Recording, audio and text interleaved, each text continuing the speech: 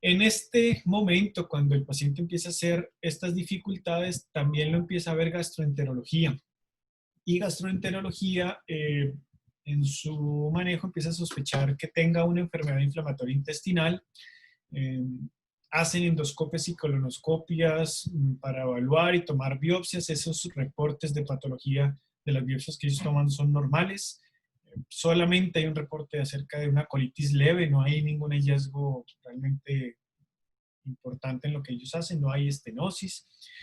Y pues la señora ya en estas condiciones, al ver que su hijo hacía un deterioro recurrente, consulta con otros gastroenterólogos, otro gastroenterólogo le habla acerca de alergias alimentarias, le empiezan a hacer restricciones lácteas, restricciones de múltiples alimentos y el paciente progresivamente empieza a tener una desnutrición, que es como la imagen que vimos inicialmente, y en malas condiciones.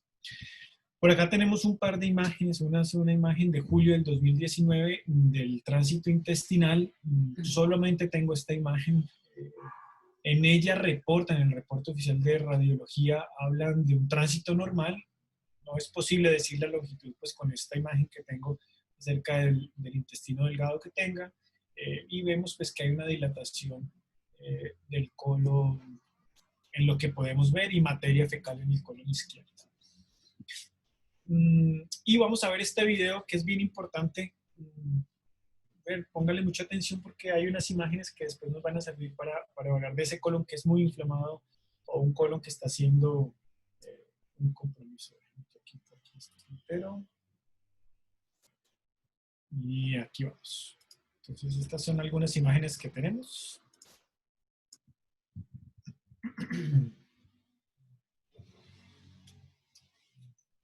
Aquí vemos entonces en varias fases la administración del medio de contraste.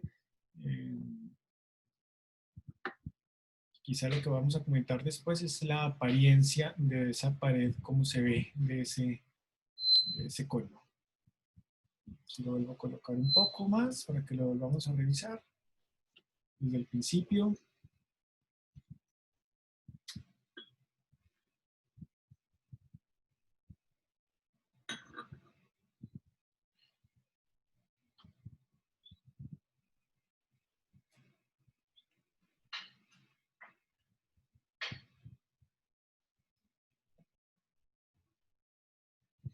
Bueno, muy bien. Voy a seguir. Entonces, para resumir las intervenciones quirúrgicas que habían hasta este momento, desde el 2016 hasta el 2019, tenemos que en junio del 2016 se hacen una primera laparotomía, los 2 días de vida, y cierre de cavidad de no encontrar nada. Unos días después hacen una biopsia de recto sospechando la enfermedad de Hirschsprung. 7 días después hay un deterioro y hacen una laparotomía, una resección intestinal a nivel del yeyuno ilion, dejando 40 centímetros de yeyuno y 8 centímetros de ilion. Hacen una biopsia de colon en ese momento y ya tienen un reporte de patología que habla de ausencia de células ganglionares. Luego hacen entonces una yeyunostomía, una resección de un segmento adicional de ilion que estaba dañado y dejan 8 centímetros de la válvula ileocecal y una nueva biopsia de recto a 4 centímetros de la línea pectina. Varios días después en la colostomía con la anastomosis que hablamos y empiezan a colocar un catéter implantable para poder administrar alimentación. Hacen entonces hacia noviembre de ese año una anastomosis del yeyuno ilion con apendicectomía. Hablan de una patología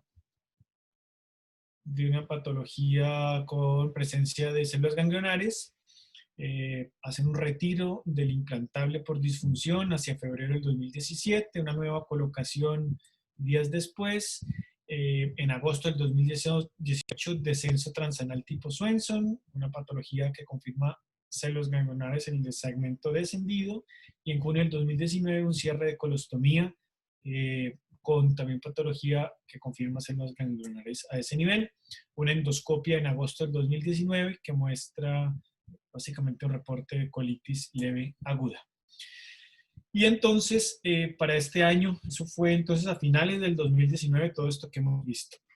Y hacia este año, en marzo de este año, la paciente se traslada desde la ciudad donde vive y se viene a la ciudad de Cali, que es donde estamos nosotros ubicados, y llega en estas condiciones. Esta es una radiografía de casi que el primer día de su ingreso. Como pueden ver, hubo unas asas intestinales de intestino grueso muy dilatadas. Aquí se ve la marcación de asas. Esta es la apariencia del abdomen del paciente, muy distendido, está desacostado, y esta es una radiografía de pie. Le hacen aquí inicialmente, lo aborda gastroenterología. Edgar, una pregunta. Sí. Perdón, te interrumpo. En la radiografía de la izquierda tienes es el ingreso. La imagen corresponde con el abdomen que estamos mirando en la foto. Es correcto. A la derecha tenemos otra radiografía. Solamente la diferencia es que es de pie. No has hecho Acostado y en de medio. pie. Acostado y de pie. Aquí no hemos hecho Sin, nada más. perfecto. Sin medio de contraste, ¿no? Nada adicional. Perfecto. Entonces, inicialmente la aborda gastroenterología y se hacen también unos estudios, entre ellos un tránsito intestinal. Pues este tránsito se diluye muchísimo en esas asas intestinales. No es posible ver completamente las asas ni ver un tránsito por un tiempo detallado, pero seguimos viendo lo mismo, una gran distensión de asas gruesas, un paso del medio de contraste hacia distal que pasa rápidamente. Esto sí se puede evaluar dentro de la radiografía. Y entonces, en este momento, cuando lo conocemos nosotros, revisamos toda esta historia, leímos un poco lo que había sucedido y empezamos a hacer una reestructuración de este manejo y hicimos un planteamiento. ¿Alguien quiere, no sé si le debo declinar? Creo que es un error, ¿verdad? No sé quién es Ciro, pero Ciro no te voy a dar acceso todavía. Entonces decidimos hacer una modificación en este plan con las irrigaciones. Empezamos a hacer las irrigaciones inicialmente viendo a la madre cómo las hacía o qué es lo que ella tenía en su cabeza sobre las irrigaciones, y hicimos claramente unos cambios acerca de los volúmenes. Ella tenía en su cabeza que era un volumen restringido, lo hacía con un volumen muy bajo, casi que una sola vez al día, y nosotros con esto empezamos a hacerlo cada 6 horas inicialmente para evaluar respuesta. Hicimos unas modificaciones en los volúmenes. Evaluamos también con terapia de piso pélvico que teníamos disponible acerca de cómo estaba el paciente. Hablamos con fisiatría. Hicimos valorar de nutrición para poder establecer, ya ustedes vieron cómo estaba él en su estado nutricional. Este es un niño que después de 3 años, pues es un niño muy complejo desde el punto de vista psiquiátrico. Su comportamiento es un niño aprensivo, muy demandante con la madre. Entonces, si él no quería algo, la madre corría y lo hacía, o al revés, y bueno, esto dificultaba la situación. Por eso también lo abordamos desde psicología, y tenemos la fortuna, como algunas veces lo ha dicho el doctor de la Torre, de tener a la mano un amigo gastroenterólogo con quien uno puede hablar y explicarle de qué se trata todo esto y poder manejar en conjunto las cosas, ¿sabes? Afortunadamente es alguien joven, entonces uno puede debatir de forma saludable y tratar de llegar a consensos. Entonces hicimos también un abordaje con gastroenterología. Estas son unas placas, entonces vamos a ver, estas son del 14 y estas son del 17 y del 19. Vemos unos cambios claramente con una dilatación de asas gruesas, cual no creo que hubiera sido posible que esto se cambie tan tempranamente, pero empezamos a ver una movilización de materia fecal, su apariencia física también empezó a cambiar, con menor distensión, con una respuesta clara a las irrigaciones. A veces teníamos que hacerlas más frecuentes, íbamos en ensayo y error con él porque pues no teníamos idea de cuál era la terapia exacta. Pero entonces vemos ya unos cambios de inicio y una evidencia de gran distensión de asas gruesas. Pero como todos sabemos, hacia esta época en nuestro país y en nuestra región, empezó toda esta pandemia. Eh, y al llegar el COVID, pues teníamos que desocupar nuestra institución, prepararnos para todo lo que se venía y tuvimos que empezar a hacer un manejo en casa, darle salida a este paciente y empezar a manejarlo desde la casa. Entonces ahí tuvimos que parar, no pudimos hacer más seguimiento ni otros planes que teníamos en la cabeza en ese momento. Pero teniendo claro que lo más importante era llegar a una irrigación que le funcionara y que pudiéramos tener resultados, pues por ahí nos empezamos a tratar. Y estas son entonces videos evolutivos del niño desde su casa. La mamá, con ella tenemos contacto continuo y entonces nos ha mandado algunos videos. Vamos a ver 3 videos. En algunas los vemos más distendidos. A mí siempre me ha parecido que los videos son más reales, uno puede ver cómo se comportan los pacientes, cuál es su condición, que una foto. Aquí está bastante distendido, a veces las irrigaciones funcionaban y a veces no, hasta lo vemos menos panzón. Y si ustedes se dan cuenta, los bracitos pues ya están más gorditos, ¿no? Comparado a como teníamos unas imágenes iniciales. Un poco más tranquilo, eh, claramente a veces más distendido. Y empezamos a ver, estas son las fotos, entonces, hablando con la mamá, ella tenía dificultades para tener la solución salina necesaria para las irrigaciones. Entonces, en una de estas reuniones, hace 2 reuniones, hablamos sobre diluir nosotros mismos la sal, preferiblemente sin yodo, en agua, y hacer la preparación que se necesitaba para este niño. Y es que él estaba utilizando entre 2 y 3, casi que 4 litros de irrigación por irrigación. Entonces, pues ahí no había quien aguantara a punta de solución salina comprada, que no lo podían hacer. Entonces, hasta este momento, el manejo se está haciendo. Ella hace la dilución en 1 litro de agua con 9 gramos de sal. Esto le da una solución salina al 0.9%. Usa entre 2 y 3 litros de agua entre cada irrigación. Le está haciendo 3 irrigaciones al día. El resultado es variable. A veces hay mucho gas, a veces materia fecal abundante. Y supongo que depende un poco de lo que coma el niño. A veces bien flaco, otras veces con menos respuesta, pero siempre distendido antes de las irrigaciones. Entonces, hemos tratado de modificarlo, porque lo estaba haciendo una sola vez al día. Ella quería economizar la solución salina. Con esto le aumentamos de nuevo 3 veces al día. Esto lo venimos haciendo aproximadamente hace una semana. Entonces, aquí tenemos un comparativo de la última vez. Esto es del 4 de mayo, hace un par de días. Este es un video de cómo está en ese momento. Otra vez, esto es antes de la irrigación. Ven, sus bracitos ya están con algo de nutrición. Y esta es la radiografía, entonces recordemos, inicial, perdón, la fotografía inicial hace 2 meses. Y esta es una imagen de él en este momento, hace 2 días. Ha ganado peso, su condición es mejor. Tenemos dificultades por la pandemia en el acceso pues, a la terapia de piso pélvico y otras terapias, pero con teleconsulta, que es como lo hemos estado manejando, hemos tratado de solucionar los problemas. Y entonces aquí vienen las preguntas para que nos hagamos en el grupo y empecemos a pensar. Esto es una aproximación que se me ocurre y que podamos hacer. Lo primero es, requerirá nuevas imágenes. Entonces, la radiografía simple, ¿en qué momento? Requerirá un colon por enema en este momento, unas vías digestivas nuevas. En cuanto a estudios bajo anestesia, dentro de todo lo que hemos estudiado y hemos leído acerca del Hirschsprung, que no va bien, pues están estas opciones: hacerle de nuevo un examen bajo anestesia con electroestimulación anal, tomar nuevas biopsias de recto, hacer una colonoscopia. O sea, son cosas que se ocurren. Haríamos un esquema de irrigación diferente. Hay otras cosas más que podamos hacer. Y si es necesario el uso de otros medicamentos, por ejemplo, implementar antibióticos por largo tiempo. En este momento no usa antibióticos. Cuando llegó con nosotros lo usamos un tiempo.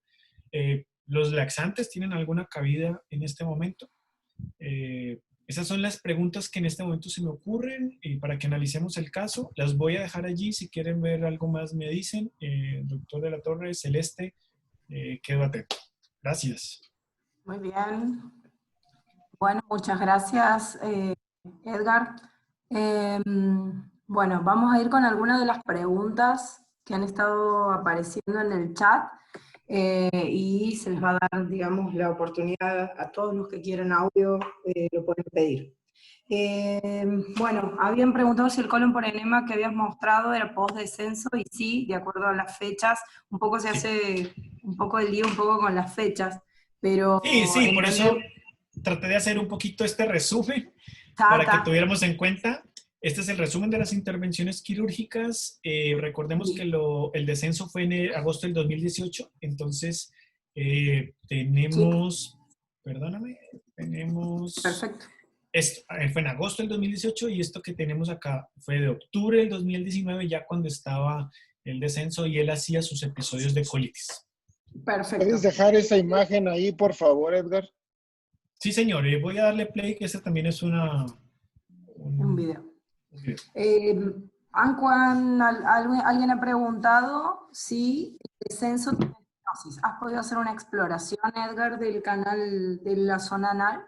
Nosotros no. Cuando llegó con nosotros, pues lo primero que tratamos de hacer es evacuar de ese intestino, hacer las irrigaciones, pero ante la pandemia del COVID tuvimos que dar salida rápidamente y ahí quedamos. Bien. Luego tenemos, alguien ha preguntado por el mapeo en general. ¿Qué dudas tienen? Si el que ha preguntado por el mapeo en general quiere abrir su micrófono y preguntar por el mapeo. Edgar. De mapeo, digamos que lo que hay en las descripciones fue en las intervenciones iniciales neonatales, le tomaron varias biopsias en la sospecha de enfermedad de Hirschsprung. Como ya tenían unas biopsias endorrectales en una de esas intervenciones, luego, recuerdan ustedes, el niño se deteriora y requiere una nueva laparotomía, allí toman una biopsia del repliegue rectal, luego toman unas biopsias del segmento que resecaron de yeyuno, luego en reintervenciones toman nuevas biopsias de recto. Digamos que pues uno podría decir que hay varias biopsias de diferentes segmentos, pero, pues no todas ellas tienen células ganglionares, excepto las endorrectales. Perfecto. Bueno, bien. Edgar, la pregunta más importante es, ¿este paciente ya fue sometido a un examen bajo anestesia para explorar el canal anal y tomarle biopsia? Bueno, entonces le decía, profe, que cuando entró con nosotros llevaba 2, 3 días y se disparó la pandemia y no pudimos continuar con esto, que nos parece que pudiera hacerse en otro momento y que el manejo inicial era realizar las irrigaciones de una mejor manera. El examen físico del canal anal, no, pues, como es un niño aprensivo, ya se los había dicho, no era muy fácil, pero no hay algo exacto. Pretendíamos llevarlo, y esa era una de las preguntas finales que les colocaba, a un examen bajo anestesia para evaluar precisamente el canal anal. La respuesta concreta es que no lo hemos hecho. Ok. Bien. ¿El tacto rectal? No permite ese niño, profe. Todo esto pretendemos hacerlo bajo anestesia. ¿No? Muy bien. Ahí también se ha planteado una de las preguntas que ha habido, es si se ha rebiopsiado, se ha reevaluado la zona del descenso, que creo que es un poco lo que estamos preguntando. Si lo vas a llevar a quirófano y le vas a hacer una exploración del canal anal, se va a poder ver la zona pectínea, la anastomosis que se había hecho, qué características tiene, y a lo mejor en ese sentido alguien ha sugerido una rebiopsia del descenso. Esta es una de esas rutas posibles que he colocado porque, claro, en nuestro pensamiento está que hay varias cosas que debemos hacer para estar seguros. Esto incluye el examen bajo anestesia, que es todo este protocolo, evaluar si con electroestimulación, tomar biopsias, hacer tacto, visualmente evaluar el canal anal, que es en lo que estamos nosotros detenidos ahora con la pandemia. Muy bien. Preguntan también si pudiste pasar algún dilatador de Hegar. Nada de examen físico del canal anal, por lo que es un niño bastante aprensivo con o sea, él no permite despierto hacerle algo. A estas es las rutas que las he colocado. O sea, eso indica que la mayoría está de acuerdo con que hay que evaluar el canal anal para empezar. En lo que nosotros tenemos de la historia de la otra institución, allá se hicieron revisiones, se pasaron a anestesia, bajo anestesia, en las revisiones que se hizo estaba bien, no encontraron alteraciones y se revisaron las patologías y esas patologías hablan de la presencia de células ganglionares en el segmento descendido. Lo último que se pudo decir en esa otra institución antes de llegar con nosotros es que básicamente iban a hacer un nuevo estudio bajo anestesia. Pero hasta este momento, si confiáramos en todo lo que nos dijeron en esta otra institución, no encontraron ninguna alteración ni del canal anal, ni de la respuesta de la electroestimulación y la revisión de patología es adecuada. Perfecto, muy bien. Ahí entre las preguntas han sugerido o han preguntado al doctor Rogelio Domínguez de la Fundación Hospitalaria de Buenos Aires si has usado antibiótico para prevenir la colitis, asumiendo que las radiografías que has mostrado corresponden a un niño con la dilatación colónica, una colitis. Cuando ingresó con nosotros y en las ocasiones en que ingresó a la otra institución con la clínica de colitis, se iniciaron manejo antibiótico. Con nosotros tuvo manejo antibiótico durante 14 días. Luego se suspendió. Bien. Carla Santos de México nos sugiere en el chat que analizar, digamos, cuando ingrese a quirófano, ver el canal anal, ver el sitio de la anastomosis, tomar biopsia posterior de ese sitio y evaluar si hay hipertrofia mucosa de los troncos y células ganglionares. Creo que es un poco lo que estábamos comentando recién. Yo supongo que la hipertrofia de troncos, no sé, la doctora Carla, si eso serviría muy bueno para todos. Lo buscamos es por zona de transición, que es como lo hemos interpretado otras veces, evaluar si lo que se descendió fue una zona de transición o eventualmente cuando un niño se desciende aparentemente una zona normal, donde no haya hipertrofia de troncos, ninguna otra alteración, ¿esto se puede desarrollar progresivamente? Esa es una pregunta que se me ocurre. Carla, ¿tienes audio? Gracias, Celeste. Buenos días. La hipertrofia de troncos sí la estamos buscando, viendo si nosotros descendimos en una zona de transición. Y entonces, si nosotros tenemos una biopsia, es muy importante delimitar dónde está tu anastomosis. Y arribita de la anastomosis hay que tomar una buena biopsia para ver si nosotros tenemos células ganglionares de nuevo, pedir calretinina y ver la hipertrofia de troncos de la submucosa para estar seguros que no estamos en zona de transición, que es una de las probabilidades de que tenga de nuevo esto. Y otra cosa que yo quería poner en el chat es que nosotros hemos visto que cuando nos dejamos antibiótico profiláctico, porque es un niño que evidentemente tiene colitis, cuando nosotros dejamos, siempre estamos acostumbrados a tratar metronidazol, pero si somos muy acuciosos y vigilamos las pruebas de funcionamiento hepático de nuestros pacientes, empezamos a ver que nos elevan las PFHs, nos eleva a ALT, a EGT. Entonces, vale la pena que en estos pacientes se monitoricen las pruebas de funcionamiento hepático y, de ser necesario, alternes antibióticos para estar desinflamando ese intestino. Entonces, nosotros lo hacemos con Flonorm, alternamos cuando nuestras pruebas de funcionamiento hepático están elevadas y si no, dejamos una dosis diaria de metronidazol. Gracias. Carla, 2 preguntas. Entonces, si encuentras una hipertrofia de troncos de la nueva biopsia que hagamos,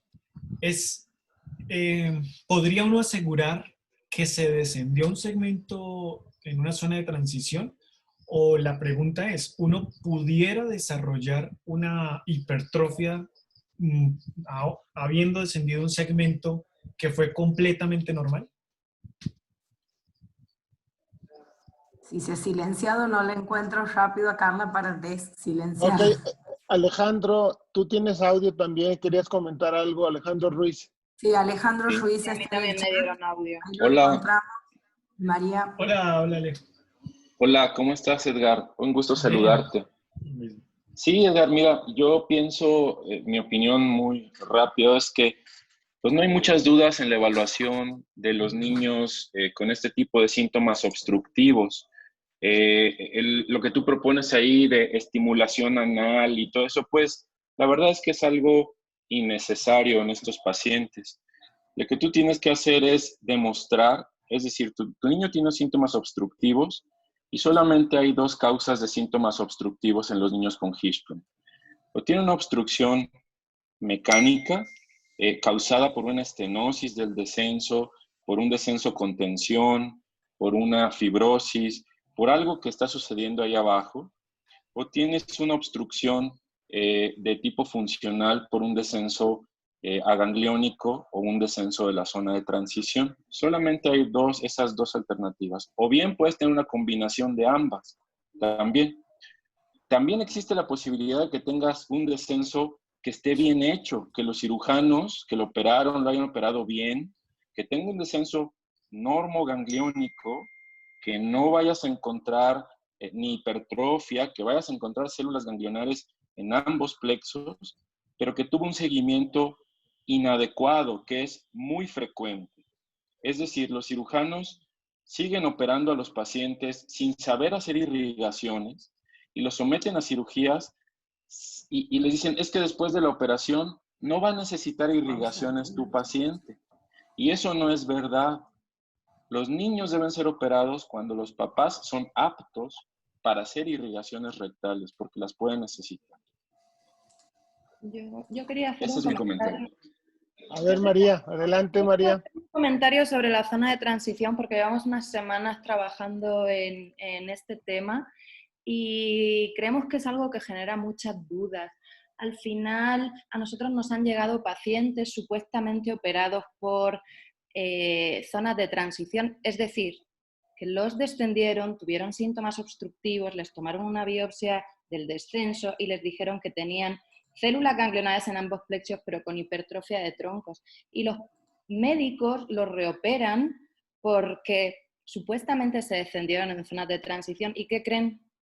Que los niños después de una cirugía o siguen igual o tienen algún problema por haberse reoperado. Al final, ese concepto de que la hipertrofia tiene que ser mayor de 40 micras se desarrolló y está en un trabajo descrito por Miguel Monforte, pero en bebés. Entonces tienen que tener mucho cuidado cuando un paciente como el tuyo, que creo que tiene 4 o 5 años, le toman una biopsia y tiene células en los dos plexos, pero hipertrofia de los troncos. Al final se está demostrando ya en muchos artículos que si tú le tomas una biopsia a un paciente mayor, sus troncos no van a medir 40 micras, muchas veces miden más por el simple hecho de que el paciente es mayor. Entonces, cuidado con lo del descenso en la zona de transición, ¿eh? Mucho cuidado con ese tema. No sé si el doctor de la Torre quiere hacer algún comentario, porque hemos estado revisando mucho este tema en las últimas semanas. Sí, no sé si existe alguna otra pregunta, algún otro comentario en el chat por parte de los cirujanos que están en el chat que quieran participar. En el chat, otra de las preguntas que ha surgido es si sería posible la inyección de toxina botulínica en este paciente. Bueno, ya habíamos platicado de esto hace una semana. Ahorita lo volvemos a retomar porque sigue siendo un tema muy controversial a ese respecto. Primero hay que saber qué tiene este niño, pero vamos a poner varios escenarios. El primer escenario es que pueda tener una obstrucción mecánica y entonces va a tener que resolver. El segundo es saber dónde está hecha la anastomosis, qué tan cerca, qué tan lejos del canal anal para saber qué tipo de solución se le pueda dar. Porque reoperar un paciente porque tenga estenosis, porque tenga una zona gangliónica y la estenosis fue realizada sin dejarnos ya un margen para poder volver a hacer una anastomosis sin dañar el canal anal, es condenarlo a una incontinencia fecal. Lo que comentábamos hace rato y lo comentó María ahí brevemente, pero muy puntual, acerca de la zona de transición. Si ustedes tienen tiempo, revisen todos los artículos relacionados a zonas de transición. Y existen dos tipos de artículos, dos tipos de publicaciones. Una hecha por los patólogos, que ha sido liderada por Raj Kapoor, que es un muy respetable patólogo, es muy respetable en cuanto a sus descripciones morfológicas. La desfortuna de sus publicaciones es que son casos que no sabemos qué tenían, qué les pasó, si algunos se reoperaron, cómo les fue, etcétera, etcétera, etcétera. Es decir, él describe toda la patología asociada a la llamada zona de transición, que no nada más incluye la hipertrofia de troncos. Él ha descrito otra serie de cambios morfológicos que él describe como anormales y que pudieran ser la causa de que los niños tengan obstrucción. El otro grupo de publicaciones es de los cirujanos.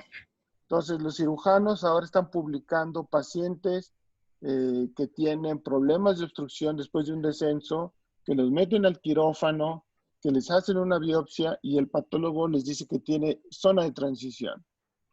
Los criterios que en esos artículos se marcan fundamentalmente es la presencia de células ganglionares con hipertrofia de troncos. Digamos que eso es el criterio general para que hoy en día alguien diga que tiene zona de transición. Lo cual hoy en día pues yo lo cuestiono de manera muy sustentada en casos que nos han llegado, que hemos revisado en la literatura. Hay que tener mucho cuidado al respecto.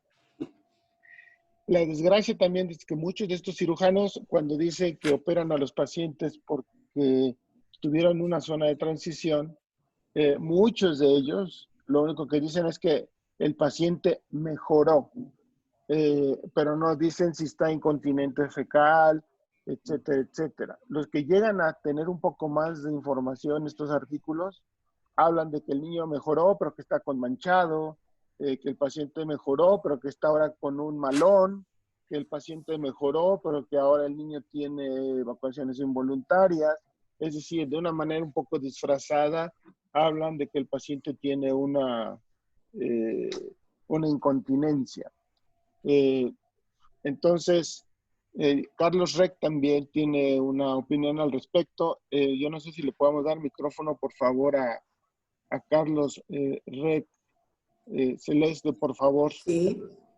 El doctor Luis Mauricio Figueroa quería hablar. También, adelante, el doctor Carlos.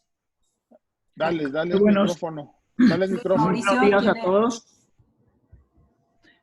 Agradecerles este evento tan interesante esta semana. El doctor El Caso, muy interesante y muy importante que más que del aspecto quirúrgico, sigamos trayendo este tipo de casos que resaltan la necesidad del seguimiento juicioso a largo plazo. El año pasado, cuando vinieron el doctor Alejandro y el doctor de la Torre y Carla a Cali, nos dejaron una enseñanza que debe ser general, y es cuando el doctor Alejandro preguntó quiénes se comunicaban por el teléfono o por el WhatsApp con el paciente, quiénes le daban el teléfono al paciente. Estos pacientes lo justifican de una manera fuerte, como podemos ver, y ya el COVID nos está enseñando eso, que nosotros para poder seguir estos pacientes bien, tenemos que liberarnos de muchos prejuicios y comunicarnos permanentemente con los pacientes si queremos que vayan lo mejor posible. Yo celebro esos videos desde la casa que nos trajeron, porque eso quiere decir que eso se ha logrado, comunicarnos con los pacientes no solamente en el consultorio, y esto ahora va a ser mucho más constante. El caso indica eso, lo que está diciendo el doctor Alejandro. Las irrigaciones son obligatorias saberlas el personal de enfermería, nosotros los cirujanos, y obviamente es nuestra obligación enseñarle a los papás a hacer irrigaciones. Ese concepto yo creo que ha sido revolucionario y ha cambiado. Tal vez lo único que este paciente, si encuentran un canal anal preservado, no hay una zona de estenosis, es normal lo que descendieron. Tal vez lo que este paciente termine necesitando por un tiempo largo sean las irrigaciones, un buen manejo nutricional y probablemente logre estabilizarse y adaptarse el intestino e ir mejorando. Muchas gracias y me tengo que ir a cirugía. Hasta luego. Suerte, doc. Que ande bien. Bueno, la doctora Carla Santos lo que sugiere también es hacer un estudio, digamos, un colon por enema, realizarlo nuevamente, pero con la sonda colocada solamente en el introito anal. De esa manera poder evaluar mejor, no la sonda colocada dentro del recto. ¿El estudio lo has hecho vos, Edgar? ¿Tienes audio? Hola.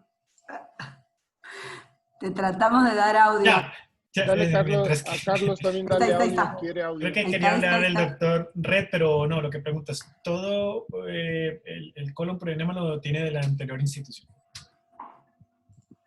Bien. Bueno, Carlos Rec también quiere opinar. doctor, lo he habilitado, pero no se termina de habilitar él. Ah, ok. A lo mejor ya se inhibió. Bueno, doctor, sobre la toxina botulínica, ¿cree que esto sea una buena opción para este paciente? Dado que Bueno, ha mejorado bastante con las Yo irrigaciones. creo que la toxina botulínica siempre es una opción, pero recuerden que es la última, como ya lo habíamos dicho. Primero hay que ver que no tenga una obstrucción mecánica, que no tenga un descendido en una zona gangliónica, que no tenga una estenosis, es decir, estar al 100% seguros, Edgar, de que tu paciente no tiene una obstrucción mecánica. Yo lo sometería tal como tú lo has hecho a mantenerlo con irrigaciones. Esto va a hacer que el colon empiece a mejorar su función, se desinflame, el uso del Flagyl, como ya también lo comentó la doctora Carla Santos. Y bueno, pues ya sabremos si todo está bien y el paciente empieza a subir de peso, tiene más masa muscular, nutricionalmente se recupera, pues muy probablemente el paciente va a mejorar y va a empezar a tener evacuaciones entre las irrigaciones, que es algo que no comentaste y a mí sí me gustaría saber si el paciente está presentando evacuaciones entre el número de irrigaciones que le hace la mamá. ¿Nos esperas comentar algo al respecto, Edgar? Sí, la mamá comenta que ocasionalmente hace manchado, más que deposiciones. Él solo deposiciones no está haciendo. A veces hace algo de manchado, es lo único que hace. Pero no es claro, yo creo que hasta ahora, hasta no poder evaluar bajo anestesia la condición, no es claro para mí en este momento saber la integridad y decir que es que está incontinente, porque como lo hemos visto todos, los efectos son más obstructivos que otra cosa. Y pues ya lo hemos aprendido, si tuviera incontinencia, es muy probable que no tuviera colitis, ¿verdad? Esa es una de las cosas que ya sabemos. Entonces, si le ponemos lógica a lo que ha ocurrido con el paciente, yo creo que se llena mucho. Ella no le hacía las irrigaciones, o bueno, lo que ella intentaba hacer para economizar su solución salina no era lo apropiado. Implementamos esto, para esos días estuvimos hablando con Celeste y con el doctor Ruiz y nos hizo como la aclaración de cómo hacer la dilución y ella ha implementado en la última semana esto y cuenta que va bien. Lo que pasa es que como también lo han dicho los demás, yo pienso que con un colon de este tamaño, probablemente con unas dificultades de 6 meses de no hacer irrigaciones apropiadamente, pues pretender que en 1 mes o en 2 meses tengamos un resultado perfecto es demasiado optimista. Entonces, tengo fe que esto que hemos hecho vaya a funcionar, pero sé que hay cosas que debemos hacer. Yo tengo una pregunta, profe, porque sigo con la duda. ¿Uno puede desarrollar hipertrofia de troncos después? ¿O definitivamente si hay, es que se descendió en una zona de transición? Esa es mi pregunta puntual. Yo no te puedo decir ni sí ni no, porque yo no tengo la verdad absoluta a ese respecto. ¿Puedo comentar algo? Sí, adelante, estábamos esperándote. Ahí quería recalcar dos cosas. Primero, muchas gracias por la excelente presentación y el buen manejo. Obviamente, hasta no hacer un examen físico no vamos a saber si hay una obstrucción física ahí. En la radiografía se ve claro que hay una enterocolitis. Nosotros hemos visto en pacientes con obstrucción que no es causada por Hirschsprung, incluso pacientes con obstipación crónica que han tenido mucho tiempo distendimiento de recto, de colon, que hay hipertrofia de nervios. Y por eso existe la tendencia a pensar que la hipertrofia de nervios, y esto conversamos con Raj Kapoor también, en muchos casos existe por distensión o por algún insulto externo al colon, no es específica del Hirschsprung. Por eso, en un paciente que ha tenido ya una enfermedad tan larga y que tiene un colon en ese estado, una hipertrofia, si hay células ganglionares, la hipertrofia ya no te va a decir nada con respecto al Hirschsprung, solo que tienes un colon dañado o por lo menos afectado. Pero si no tienes células ganglionares, obviamente puedes definir un Hirschsprung. Entonces, basado solo en la hipertrofia, creo que realizar una cirugía sería muy, ya como se ha dicho antes, no te daría muchas ventajas. La otra cosa que quería recalcar es que en pacientes a esta edad, con respecto al Botox, el rato que le haces el examen físico bajo anestesia, yo pienso que es recomendable hacer un Botox, porque si tienes un paciente donde el problema es una hipertrofia de que está reteniendo o que no relaja muscularmente, tú te vas a dar cuenta con el Botox que ese es el problema, porque va a estar bien. Y si no pasa nada, si no hay mejora, obviamente vas a seguir buscando una obstrucción a otro nivel o una hipofunción en algún sitio. Esos eran mis dos comentarios. Gracias. Gracias a usted, doctor. Muchas gracias, Carlos. puesto Añadiendo un poco más a lo que decía Carlos, nosotros en las piezas que hemos podido analizar de pacientes que no tienen Hirschsprung, pacientes que tienen estreñimiento crónico idiopático que desarrollan unos rectos sigmoides monstruosos, gigantescos, que al final van a necesitar de una cirugía. Hemos encontrado que en esos segmentos que hemos resecado, hay zonas que aparentan, ¿verdad? Inclusive ser muy similares a los pacientes con Hirschsprung, porque los nervios están crecidos, están hipertrofiados con más de 40 micras, hay fibrosis, hay una hipertrofia de la muscular, es decir, los cambios histológicos que corresponden a una patología como es el estreñimiento crónico idiopático, a veces son muy similares o prácticamente iguales en zonas de pacientes con Hirschsprung. Por eso lo que dice Carlos es lo que yo les comentaba hace rato. Cuando hay hipertrofia de troncos en un paciente, hoy en día pues todo el mundo lo toma como una situación muy cómoda para explicar que el paciente tiene obstrucción. Es decir, es un ansiolítico otra vez. Está pasando como lo que sucedió con la displasia neuronal intestinal. Antes los pacientes tenían una situación de displasia neuronal intestinal y entonces nosotros decíamos, pues por eso el niño no quedó bien, yo le hice bien el descenso y ahora el niño no está evacuando y le da colitis y está obstruido. Y entonces todo lo justificábamos con la displasia neuronal intestinal. Algo muy similar está sucediendo. Los pacientes se operan bien, tienen un buen descenso, se hace un buen estudio histopatológico y el paciente no va bien después del descenso. Y entonces no se le da un manejo adecuado, como lo puntualizó Alejandro Ruiz, diciendo que todos los pacientes que se operan van a estar en un seguimiento obligado, ¿verdad? Nosotros tenemos que pensar que ese paciente va a desarrollar colitis. No podemos pensar al revés. Hacemos un descenso y tenemos que pensar que algo puede salir mal y tenemos que seguirlo. Y lo más frecuente es la colitis y la operación estuvo bien hecha. Entonces necesitamos hacer las irrigaciones. Si eso no se hace, y pasa un mes, 6 meses, un año, 3 años, y ahora queremos tomar una biopsia y hay hipertrofia de troncos, Dios nos libre, porque entonces nosotros vamos a decir, pues es por eso, porque lo descendimos en una zona de transición. Es algo que está sucediendo hoy en día de manera muy común. Y algo que el doctor Farid Alaji también menciona en el chat y que es cierto, hay que descartar que el paciente pues, no vaya a tener un segmento isquémico descendido, que es otra de las posibilidades. Es decir, este caso es muy interesante porque abrió la puerta a todo lo que tenemos que pensar en un niño que ha sido operado por Hirschsprung y que no va bien.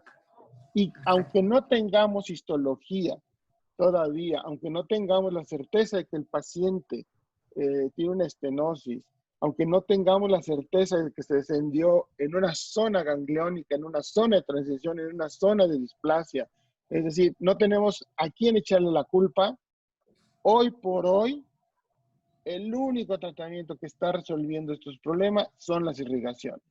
Entonces, este niño puede esperar a que el COVID se acabe, esto va a ser en 2 o 3 años, y entonces Edgar va a poder llevar al paciente y en 2 o 3 años hacemos otra reunión y nos va a decir que creen, tuvo estenosis, o tuvo aganglionosis, o tuvo zona de transición, o a lo mejor en 3 años ya la zona de transición ya ni quien la tome en cuenta, etcétera, etcétera. Pero hoy por hoy yo creo que la enseñanza de este caso es el niño retomó una calidad de vida, el niño empezó a comer, el niño empezó a crecer, el niño empezó a tener una nutrición mucho mejor con el uso de las irrigaciones. Entonces, todos los cirujanos que se atrevan a tocar un niño con enfermedad de Hirschsprung, que le quieran hacer un descenso, tienen que aprender a hacer irrigaciones y enseñarle a la mamá a hacer irrigaciones antes del descenso, como bien lo puntualizó y lo dijo Carla y lo dijo Alejandro. No sé si existe por ahí algo más, si no, pues... Ahí el doctor José Jaramillo, que es de Perú, también pregunta, nos da digamos, como una aclaración, nos pregunta si la experiencia que tenemos con pacientes que irrigamos mejora la función evacuatoria en 2 o 3 años, que es lo que estamos diciendo. Exactamente. María ha preguntado algo que me pareció muy importante y después no sé si lo hemos pasado por alto. ¿El niño pasa gas, o sea, elimina gases espontáneamente? Sí, sí. Perfecto. Bueno, y entonces ahora vuelvo de nuevo a una pregunta que ha surgido, el tema del Botox. ¿Usted qué opina?